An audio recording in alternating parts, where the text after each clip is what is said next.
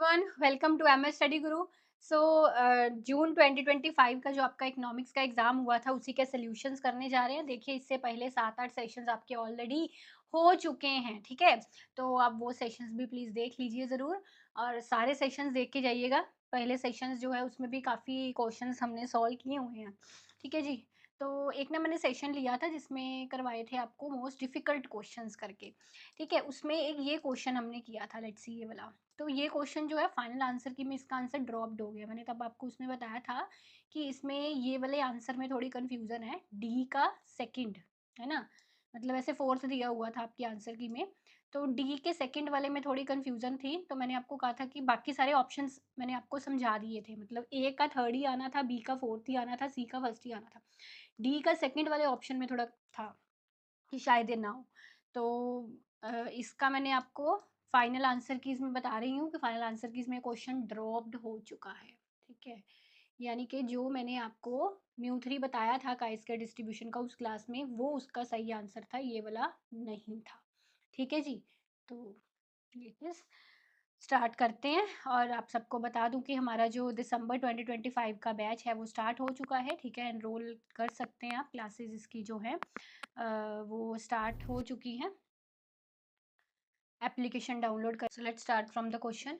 Bootstrapping technique is use to. Bootstrapping technique किसके लिए use होती है, इसके बारे में आपको बहुत टाइम पहले एक बार 2016 के आसपास क्वेश्चन आया था। एक बार बूटस्ट्रैपिंग टेक्निक यूज होती है to obtain the sampling distribution of parameters of interest. तो हम इसको थोड़ा समझ लेते हैं, ठीक है। क्या है ये चीज़, इसको समझ लेते हैं।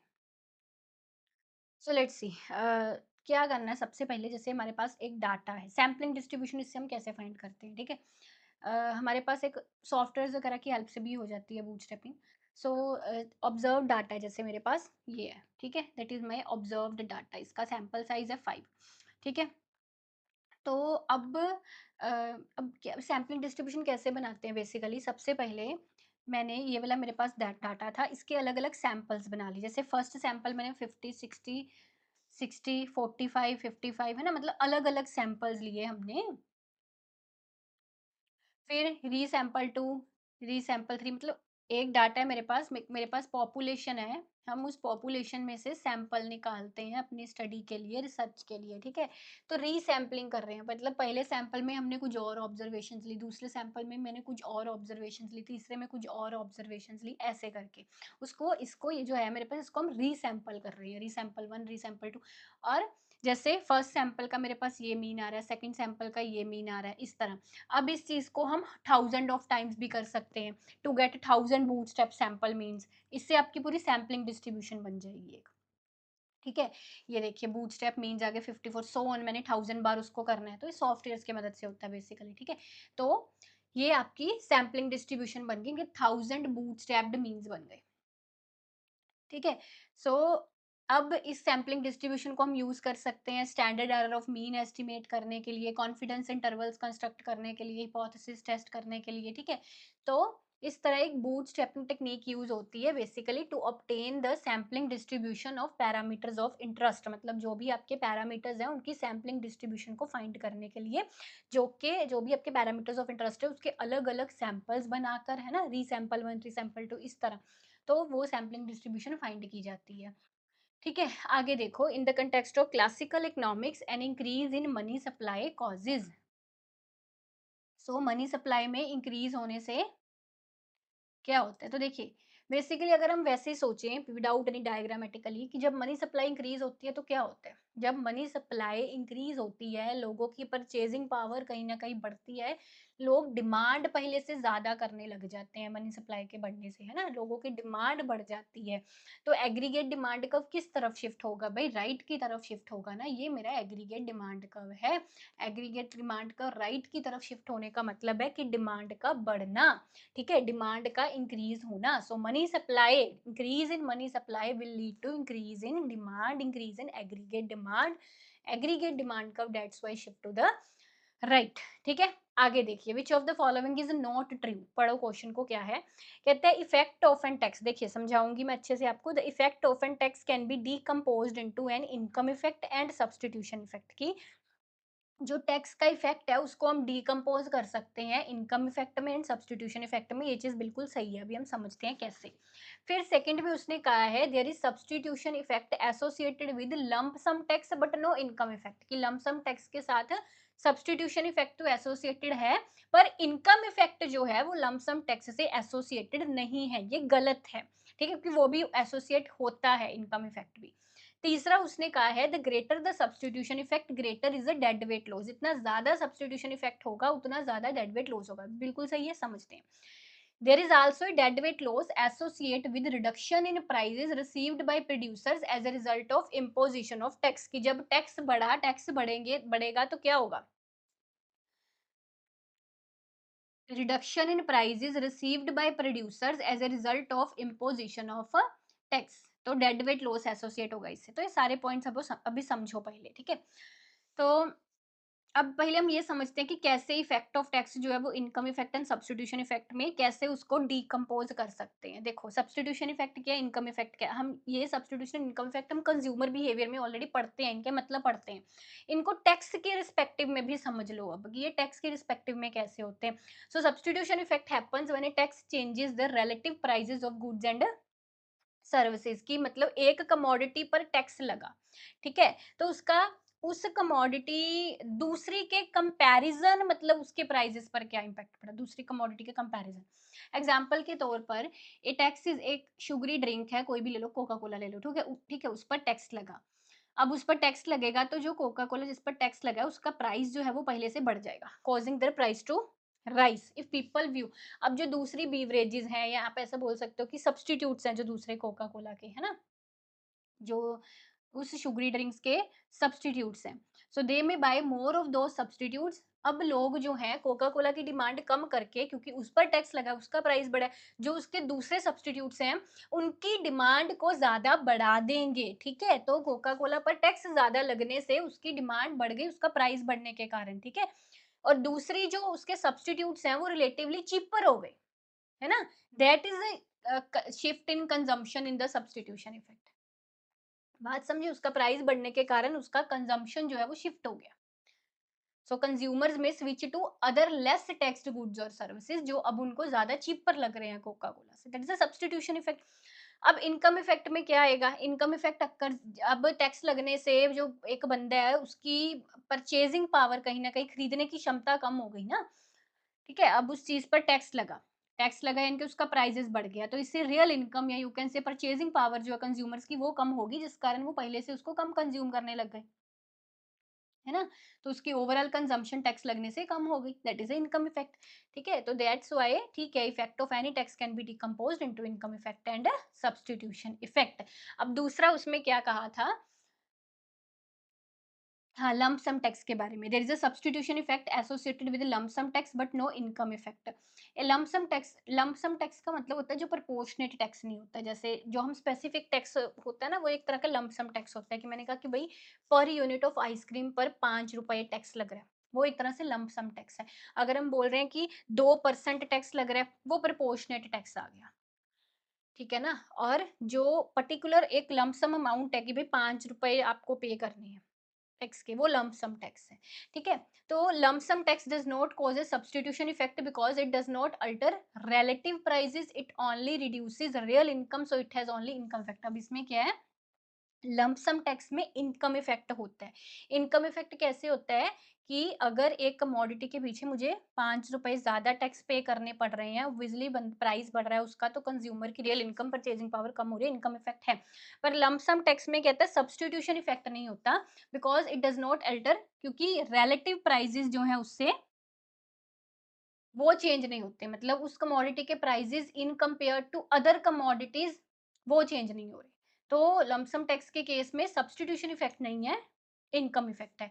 तीसरा, the greater the substitution effect the greater is the dead weight loss. अब जो टैक्स्ड कमोडिटी है, टैक्स्ड कमोडिटी जैसे हमने कोका कोला पढ़ा, उसका प्राइस बढ़ेगा तो हम उसकी डिमांड कम करेंगे, यानी कि सब्स्टिट्यूशन अवे होगा, उसकी कंजम्पशन कम होगी, इससे इनएफिशिएंसी आएगी ऑब्वियसली, है ना, that leads to dead weight loss. Consumer dead weight loss क्या है? कंज्यूमर सरप्लस का लॉस, प्रोड्यूसर सरप्लस का लॉस। तो जब उसकी टैक्स्ड कमोडिटी का प्राइस बढ़ रहा है ना, कंज्यूमर सरप्लस का लॉस हो रहा है, कंज्यूमर दूसरी तरफ अपनी वो शिफ्ट कर रहा है, demand, consumption, dead weight loss हो रहा है इससे, बिल्कुल। फिर चौथा पॉइंट देखो, taxes can cause producers to receive, अब कहता है there is also dead weight loss associated with reduction in prices received by producer as a result of imposition of tax. अब देखो, टैक्स लगने से कंज्यूमर के लिए तो उस कमोडिटी का प्राइस बढ़ गया, है ना, पर कहीं ना कहीं उस इम्पोजिशन ऑफ टैक्स के कारण प्रोड्यूसर्स को डेड वेट लॉस यहाँ पे हो रहा है। Taxes can cause producers to receive lower effective prices, पहले से कम प्राइसेस मिलेंगे, क्वांटिटी सप्लाइड वो कम करेंगे, डेड वेट लॉस, यहाँ ऐसा बोल सकते हो। प्रोड्यूसर सरप्लस का यहाँ पे लॉस हो रहा है ना, प्रोड्यूसर सरप्लस का लॉस कब होता है? जब उसको चीज़ जो है पहले से सस्ती बिकती है, जितना एक्सपेक्ट कर रहा था वो उससे सस्ती चीज़ अगर वो बिक रही है तो देयर वुड बी, है ना, producer loss of producer surplus. तो लॉस ऑफ प्रोड्यूसर सरप्लस है तो डेड वेट लॉस आएगा। समझ गए सारे ऑप्शंस को? आगे देखिए, which of the following game does not have any Nash equilibrium, कहता है किस गेम में यहाँ पे नैश इक्विलिब्रियम नहीं है। तो अजीब सा क्वेश्चन है, सारी गेम्स पढ़नी पड़ेंगी थोड़ी सी हमको, तो साथ में आपको भी पता चल जाएगा नैश इक्विलिब्रियम कैसे निकालते हैं। सबसे पहले आ गया बीओएस गेम, इसको हम बैटल ऑफ द सेक्सेस बोलते हैं, ठीक है। दो प्लेयर्स हैं इसमें, आप ऐसा बोल सकते हैं, उसने बैटल ऑफ द सेक्सेस इसलिए नाम रखा है बिकॉज वो एक कपल है, एक मेल है एक फीमेल है, ठीक है। अब इस तरह देखिए, यहाँ पे मैंने एक एग्जाम्पल फुटबॉल और कंसर्ट की ली है, ठीक है। पहला ऑप्शन फुटबॉल, दूसरा ऑप्शन कंसर्ट। अब ये है प्लेयर ए और ये है प्लेयर बी, तो कैसे हम नैश इक्विलिब्रियम निकालते हैं? प्लेयर ए देखो, 2 एंड 0 में क्या सिलेक्ट करेगा? 2 सिलेक्ट करेगा। 1 एंड 0 में क्या सिलेक्ट करेगा? 1 सिलेक्ट करेगा। इसी तरह 0 एंड 1 में वो 1 सिलेक्ट करेगा, 0 एंड 2 में 2 सिलेक्ट करेगा। अब प्लेयर बी की बारी, प्लेयर बी, एक मिनट, मैंने गलत थोड़ा उल्टा बोल दिया, दोबारा से बताती हूँ। ये 1 को थोड़ी ना हमको लेना था, वो प्लेयर बी का आउटकम है।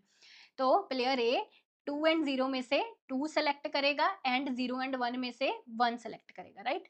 अब प्लेयर बी की बारी, तो पेन का कलर चेंज कर लेते हैं। अब दूसरे प्लेयर की बारी, प्लेयर दूसरा जो है बी वाला, वो 1 एंड, इसका हमको ऐसे देखना होता है हॉरिजॉन्टली, 1 एंड 0 में 1 सेलेक्ट करेगा एंड 0 एंड 2 में 2 सेलेक्ट करेगा, राइट। यानी कि यहाँ पे दो नैश इक्विलिब्रियम आपके बन रहे हैं, ये भी एंड ये भी। तो उसने क्या पूछा था कि नैश इक्विलिब्रियम किसका नहीं है, यानी कि इसका तो है। फिर आ गया आपका Stag Hunt game. Stag Hunt game, इसमें क्या है, 2 हंटर्स हैं बेसिकली, ठीक है। उनके पास अभी ऑप्शंस हैं, ए यहाँ पे ले लो, बी यहाँ पे ले लो। इसका देखते हैं इस गेम का नैश इक्विलिब्रियम है कि नहीं। तो इस तरह से ये गेम बनती है, गेम डिज़ाइन होती है इस तरह से। तो इसमें वो जो ए प्लेयर है 3 एंड 2 में से 3 को चूज़ कर रहा है, 3 को चूज़ कर रहा है एंड 0 एंड 2 में से 2 को चूज़ कर रहा है ना? और प्लेयर बी जो है वो, प्लेयर बी जो है वो 3 एंड क्या 2 है, 3 एंड 2, 3 में से 3 सेलेक्ट करेगा, 0 एंड 2 में से 2 सेलेक्ट करेगा। तो फिर से इसके 2 नैश इक्विलिब्रियम इस गेम के भी बनते हैं, ठीक है।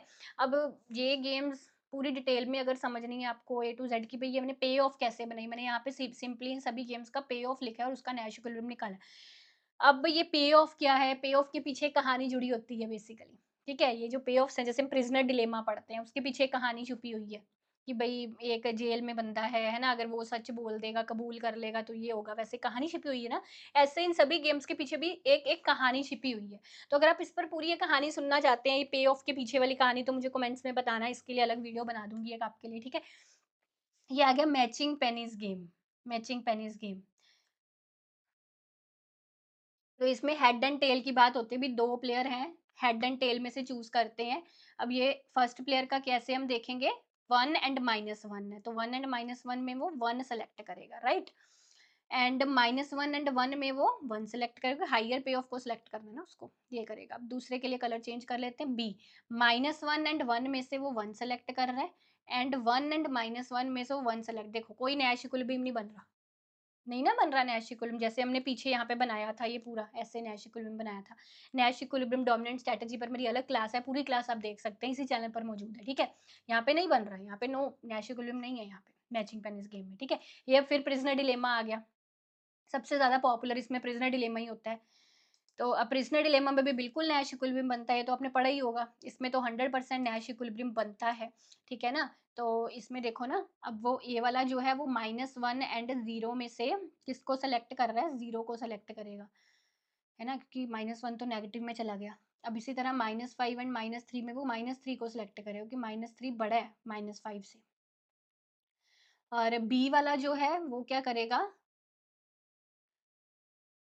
-1 एंड 0 में से 0 को सिलेक्ट करेगा, राइट? एंड -5 एंड -3 में से -3 को सिलेक्ट करेगा। तो ये देखो, ये नैश इक्विलिब्रियम बन रहा है ना। Dominant strategy for both is to defect, the nash equilibrium is defect defect, दोनों का डिफेक्ट आ रहा है। सो इसका भी नैश इक्विलिब्रियम है, तो इसलिए ऑप्शन में हमारा सही क्या हो गया, मैचिंग पैरेलल स्कीम। ठीक है, आगे देखिए, अब इसमें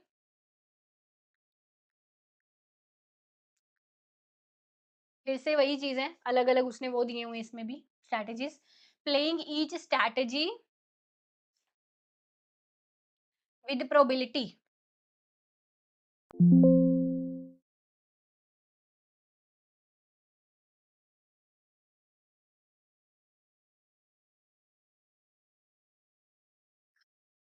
playing each strategy with probability. Mixed strategy, mixed strategy में क्या है, player doesn't choose a single action but instead assign. हाँ, मिक्स्ड स्ट्रैटेजी में ये होता है कि जो प्लेयर होता है वो प्रोबेबिलिटीज असाइन करता है कि भाई ये एक्शन पॉसिबल है, तो इसका इस एक्शन के होने के कितने चांसेस हैं और इस एक्शन के होने के कितने चांसेस हैं मिक्स्ड स्ट्रैटेजी में। तो ये हर एक स्ट्रैटेजी के साथ जब प्रोबेबिलिटी असाइन की जाती है, that is a mixed strategy. तो ए का आपका बनना है फोर्थ। फिर मैक्सिमम पे of given the strategy of other, मतलब अब ये बेस्ट रिस्पॉन्स फंक्शन है कि भाई उस बंदे ने अपना पे ऑफ मैक्सिमम करना है दूसरे की स्ट्रैटेजी को गिवन मानकर। हाँ, बी का थर्ड।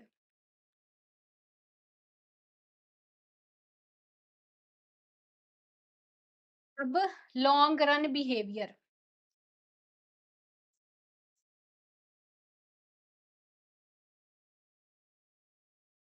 नैश इक्विलिब्रियम में लॉन्ग रन बिहेवियर ही होता है।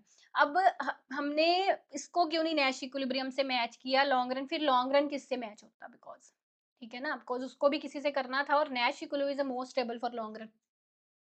ठीक है, बेस्ट रिस्पॉन्स फंक्शन आप जो था, जो हमारा बी ऑप्शन था, वो नैश इक्विलिब्रियम से मैच हो सकता था फर्स्ट से, पर the C option is about long run behaviour, है ना। तो लॉन्ग रन बिहेवियर को अब हम बेस्ट रिस्पॉन्स फंक्शन से नहीं ऐड मैच करेंगे, long run behaviour nash equilibrium का में होता है। ठीक है, नैश इक्विलिब्रियम सिचुएशन में no player has an incentive to change the strategy in the long run, मतलब वो अगर दूसरे की स्ट्रैटेजी को गिवन मानकर अपनी करता है कि भाई मुझे अपना बेस्ट देना है ना, तो इसका उसे कोई इंसेंटिव या कोई फायदा नहीं मिलता, ये हम पढ़ते हैं इन द लॉन्ग रन। तो basically nash equilibrium is considered as long run behaviour, तो इसलिए इसको हमको इसको मैच करना था। Period of punishment is infinite, ये ग्रिम ट्रिगर स्ट्रेटजी होती है that is used in infinitely repeated repeated games में यूज होते हैं। देखो इसमें कैसे काम होता है, समझो। You cooperate at the first, क्या लिखा है उसने, पनिशमेंट पीरियड ऑफ पनिशमेंट जो है इनफाइनाइट होता है। देखो कैसे, आपने एक बार कोऑपरेट किया, ठीक है, but if the other player cheats even once, you punish them forever by never cooperating again. मतलब एक बार गेम में कॉपरेट कर लिया, पर अगर दूसरे बंदे ने, गेम थ्योरी यही है कि भाई एक बंदा है, दूसरा बंदा है, वो कैसे अपनी स्ट्रैटेजीज को डिपेंडेंसी या इंडिपेंडेंसी के थ्रू चला रहे हैं, है ना। तो कैसे स्ट्रैटेजीज प्ले कर रहे हैं कि भाई अगर फर्स्ट प्लेयर ऐसा करेगा तो सेकंड प्लेयर कैसा करेगा, मिलके काम करेंगे तो कैसे आउटकम उनकी होगी, अगर इंडिविजुअली काम करेंगे तो क्या आउटकम होगी, इन सब चीजों की बात करती है गेम थ्योरी। और इस बार उसने गेम थ्योरी से बहुत डिटेल्ड क्वेश्चंस पूछ लिए आपसे। अगर अदर प्लेयर चीट करता है, कोऑपरेट करता है एक बार, ठीक है, तो दूसरा चीट कर देता है एक बार भी, तो मतलब उससे ऐसी पनिशमेंट दी जा रही है, कहता है कि फॉरएवर है वो, ठीक है, मतलब दोबारा तुम्हें कभी कोऑपरेट नहीं करूंगा मैं, ठीक है, दोबारा कभी तुझे कोऑपरेट नहीं करूंगा मैं अगर एक बार तू चीट कर रहा है तो। One mistake and I will never trust you again, इसको हम ग्रिम ट्रिगर स्ट्रैटेजी बोलते हैं। ग्रिम का मतलब वही है कि पनिशमेंट इज हार्श बेसिकली, तो डी का इसलिए सेकंड आ रहा है, तो ये आंसर इसका बनेगा ना, ए का फोर्थ ये। ठीक, फिर आगे रोस्टरॉय का मॉडल आ गया, कहते हैं any industry can play the role of leading sector in the take off stage provided following conditions are met. Rostow के अकॉर्डिंग कहते हैं ये कोई इंडस्ट्री जो है वो एक लीडिंग सेक्टर का रोल निभा सकती है टेक ऑफ स्टेज में। टेक ऑफ स्टेज को वाटरशेड स्टेज भी बोल देते हैं, बहुत इंपॉर्टेंट स्टेज रहता है ये, ठीक है। So industry can play role of leading sector in the take off stage अगर कौन सी कंडीशंस मेट करें।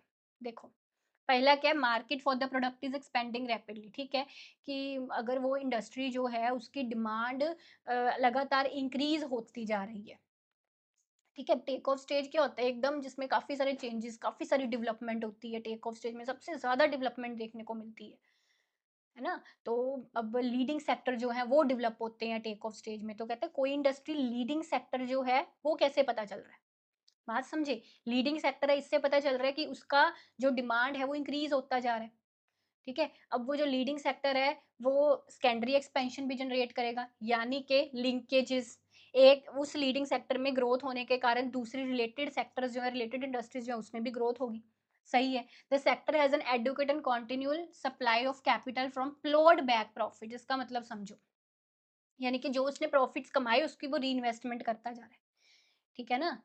यही होता है सस्टेन्ड ग्रोथ के लिए कि जो उसने प्रॉफिट्स कमाए, प्लोड बैक प्रॉफिट्स, उसी से वो आगे इन्वेस्टमेंट कर रहे हैं। फिर introduction of new techniques into the sector to increase productivity, technological innovation होगी उस इंडस्ट्री में, जो भी एक लीडिंग इंडस्ट्री है टेक ऑफ में। फिर changes in industrial structure should be structural ones, ये नहीं है इसमें, क्यों, देखो। अब ये बेसिकली जो इंडस्ट्रियल स्ट्रक्चर का मतलब है ना, ये अलग मतलब है इसका, ठीक है। ये चीज़ होती है जैसे मान लो कि एग्रीकल्चर से हम इंडस्ट्री की तरफ शिफ्ट हो रहे हैं, इंडस्ट्री से हम सर्विसेज की तरफ शिफ्ट हो रहे हैं, वो स्ट्रक्चरल चेंज है। इंडस्ट्रियल स्ट्रक्चर में चेंज होने का मतलब है कि पर्टिकुलर टाइप की इंडस्ट्रीज से दूसरी टाइप ऑफ इंडस्ट्रीज से शिफ्ट हो रहे हैं। दैट इज अ इंडस्ट्री, मतलब with in industries, industry sector के विद इन स्ट्रक्चरल चेंज जो होना, इंडस्ट्रियल स्ट्रक्चर का चेंज। तो ये, हाँ, ये बहुत लॉन्ग टर्म इफेक्ट है। मतलब अगर स्ट्रक्चरल चेंज हमको देखना होता है, जैसे मेरी स्टडी स्ट्रक्चरल चेंज पर है रिसर्च में, तो मैंने स्ट्रक्चरल चेंज कितना पुराना 1970 से लेके अब तक का देखा था। That is a very long term effect. तो ये इसके बारे में कोई भी लीडिंग सेक्टर ड्यूरिंग इसका रिलेशन नहीं है कोई भी इससे, ठीक है। Structural change is a different thing. So A B C D fourth वाला सही आंसर हो गया। फिर ये देखो, बुक्स हैं केन्स की, क्रोनोलॉजिकल ऑर्डर में लगानी है। इंडियन करेंसी एंड फाइनेंस 1913 में आई। ट्रैक्ट ऑन मॉनेटरी रिफॉर्म, नई सी बुक्स हैं थोड़ी, पढ़ लो अच्छे से इसको। ट्रैक्ट ऑन मॉनेटरी रिफॉर्म 1923 में। ट्रीटाइज ऑन मनी 1930 में। मॉनेटरी थ्योरी ऑफ प्रोडक्शन 1933 इसका 1937 है वैसे रेफरेंस। जर्नल थ्योरी एम्प्लॉयमेंट आ गई 1936 की। तो क्या बनेगा इसका सही, देखो। CEABD, ये डी पहले आ रहा है, बी बाद में आ रहा है। General theory of employment.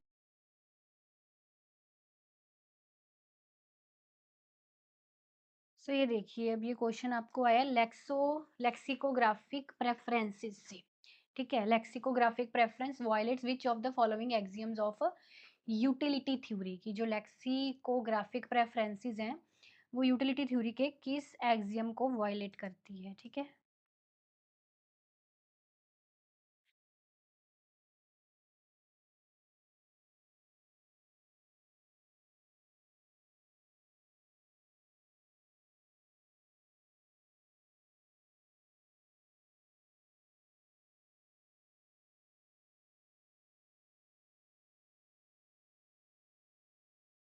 तो देखिए, इसके लिए हमको ये सारी जो, पहले तो हम समझते हैं लेक्सिकोग्राफिक प्रेफरेंसेस होती क्या हैं, ठीक है।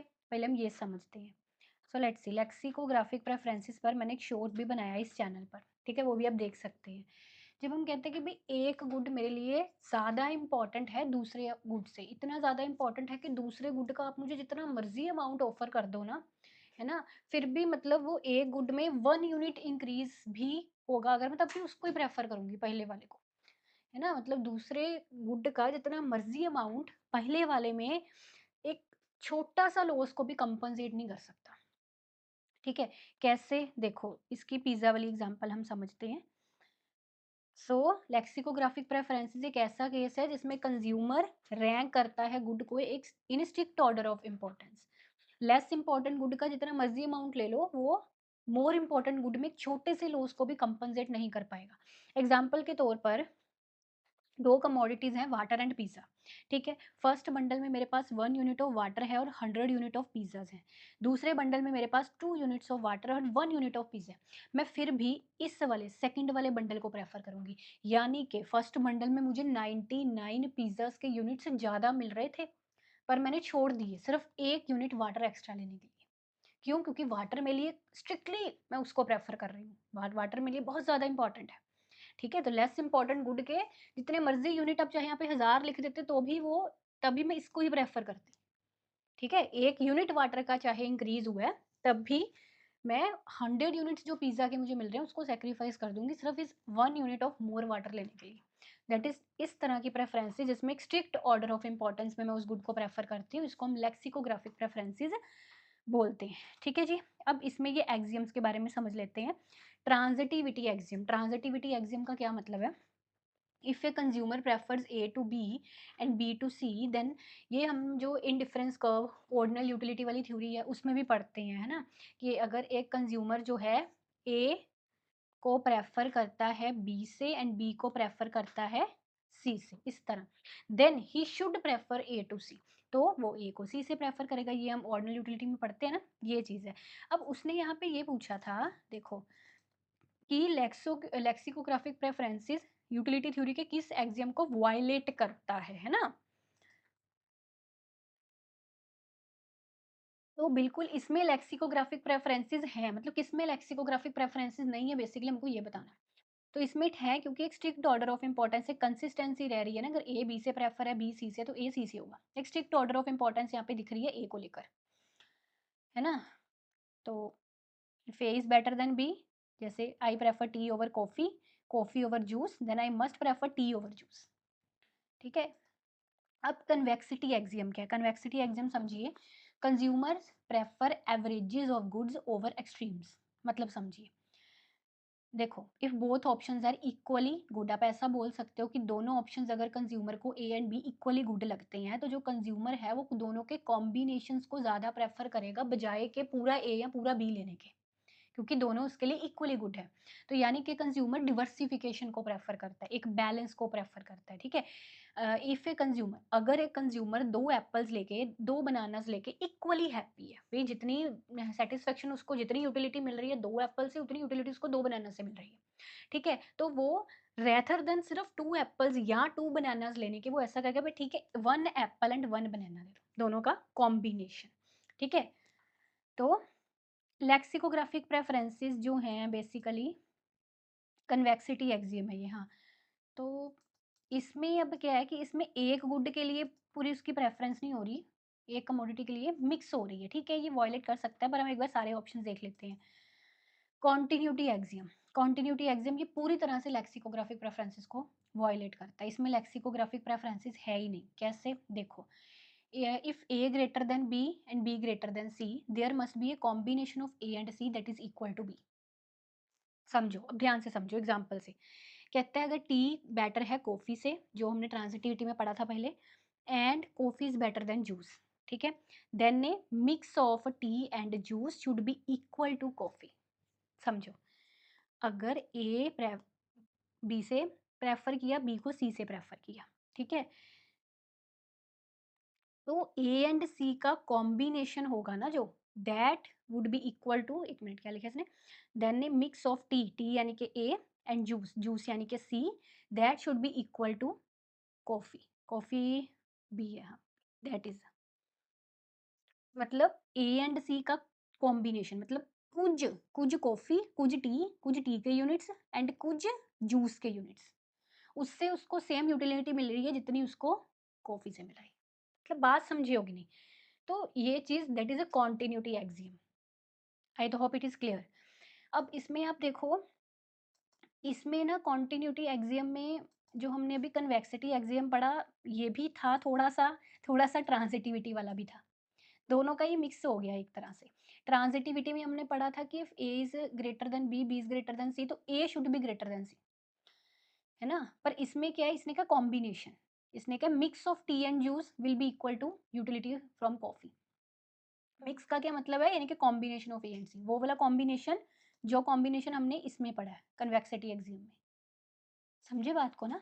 ये चीज़ एग्ज़ाम्पल के तौर पर देखो, अगर 2 units of tea equal utility रख रहे हैं मेरे, greater than 2 units of coffee and this is greater than 2 units of juice, ठीक है? That is A is greater than B is greater than C, ठीक है?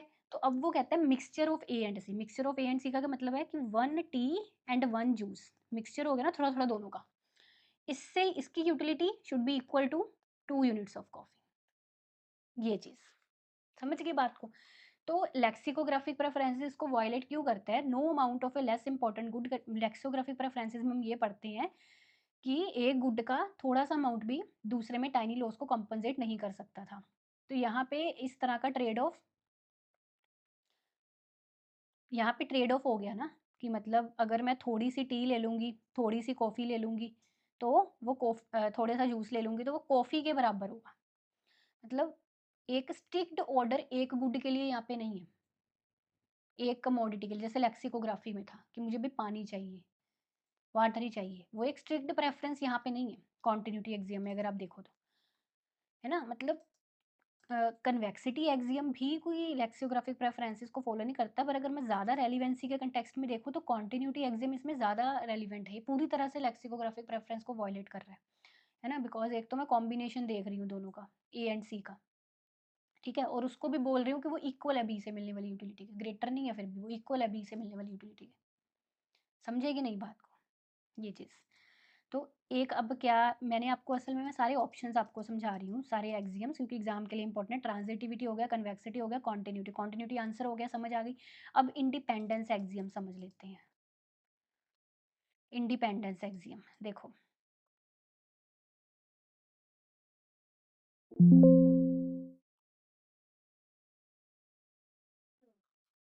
हाँ, इसको हम सब्स्टिट्यूशन एक्सियम भी बोलते हैं।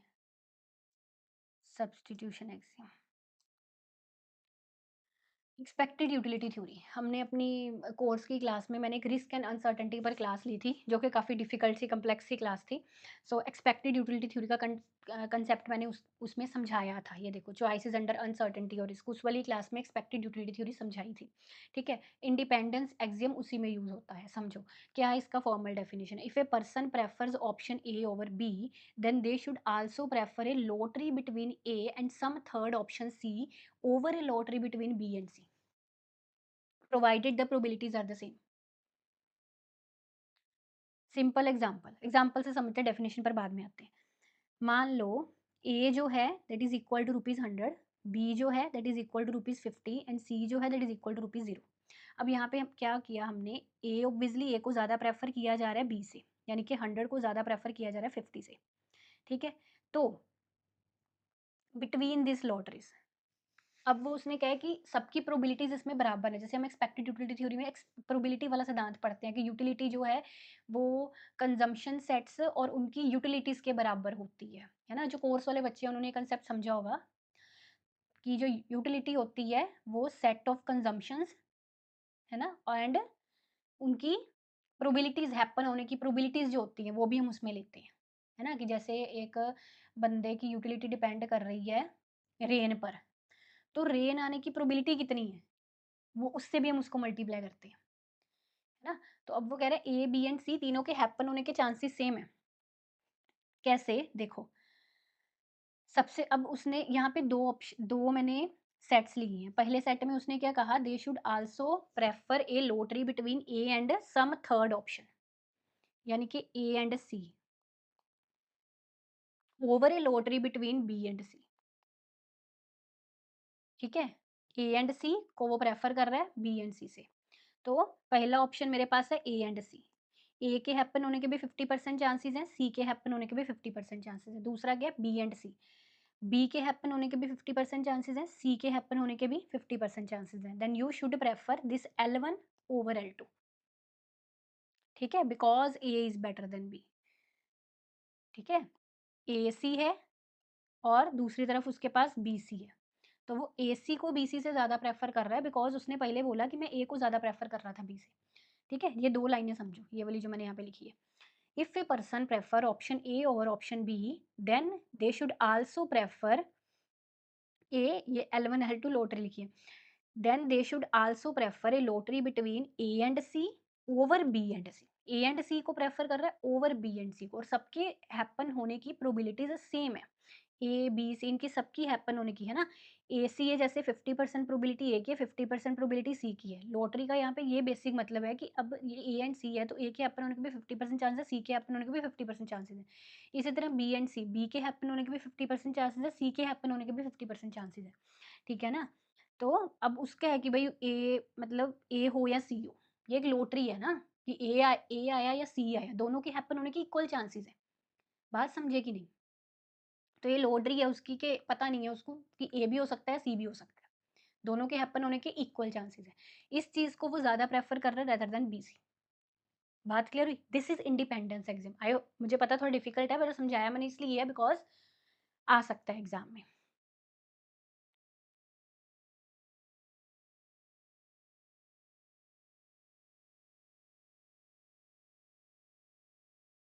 आप ऐसा भी बोल सकते हो कि यही चॉइस रहेगी, मतलब when C is mixed in both options equally, मतलब दोनों ऑप्शंस में सी इक्वली मिक्स्ड है। पहले वाले ऑप्शन में भी सी उतना ही था, उतने ही चांसेस सी होने के थे, और दूसरे वाले ऑप्शन में भी सी होने के उतने ही चांसेस थे।